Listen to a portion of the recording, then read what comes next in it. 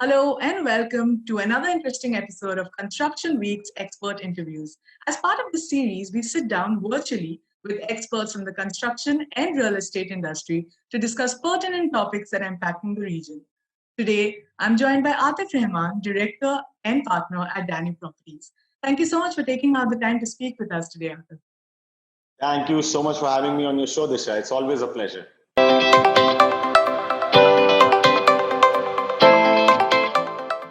So, Atif, Danube Properties, of course, has reported an increased employee headcount of more than 31% in the first half of the year. And, while that's very refreshing to note, I'd like to ask you what you think is the key to driving a sustainable business in the real estate sector, especially given the current scenario.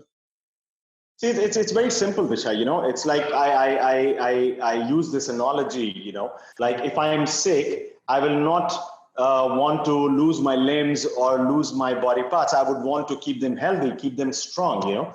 And similar is the situation. If the market is sluggish, market is struggling, then you need to be strong as a company. And the real strength of any organization is the manpower, the workforce. And I strongly believe that if the market is sluggish, number one, you need to be stronger as an organization. For that, I need more people, more workforce, number one. And number two, I think it always is a case that when the market is slow, when the market is sluggish, and like in the current scenario of pandemic, it does offer some unique opportunities, because the opportunities will be less, but competition will be even lesser. And hence we need to grab them with both the hands, and I need more hands. And that's why we continue to grow and we continue to expand. And I agree with you. It's a great positive thing to have more people working with us, giving us ability to expand more and do more as an organization. Yeah.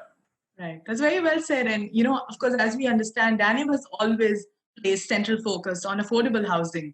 Now, how would you say that, Danube's current affordable housing plan plays out in, say, a COVID-19 impacted market?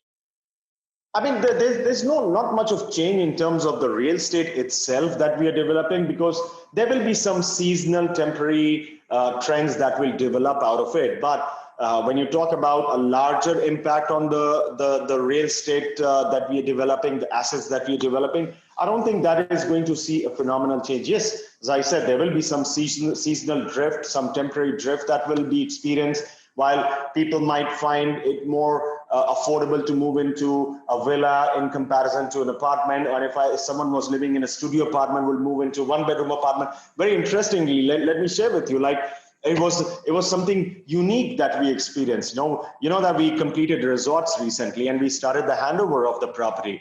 In fact, we did not stop business operation for a single day, for a single minute during the lockdown as well. We were remotely operating the entire business, and everyone was connected, and we found a new way of digitally handing over the properties, and I think till you are committed to delivering good real estate, you are a consumer sensitive company. Market up and down will not have a huge impact on your business. Wonderful. And, I think like we discussed, affordable housing, I think what works well is that affordable housing works well in the current market as well. And maybe you'd agree with me on that, because, people are not looking to spend as much. And that's where this just works out brilliantly, right? Disha, I think affordability works in every market situation, because, interestingly, when the market is booming, you are actually affected by the cost inflation, which is not the case when the market is sluggish. So affordability is less of a concern right now, and good real estate is a priority for the consumers. Yes, if the market was booming, then affordability factor would take over the real estate values. But right now, I think the consumer is more focused on acquiring good real estate, a good real estate asset where they can see their family living happily, enjoying the amenities over there. It has got all the conveniences, from the location to the quality of construction to the quality of finish, the lifestyle it offers. So I think it is a case of people looking for a better bargain. Better bargain does not mean that people want to spend less. They want to spend the equal amount, but they want a better quality right now. And that is one area where we have been really fortunate as a business. We're very committed in developing some good real estate. So we continue to see a spike in our sales. Wonderful. That's great. And I think you mentioned good real estate and real estate value. So moving on, would you say that Dubai's real estate market suffers from, or rather continues to suffer from oversupply? And how do you think that can be tackled?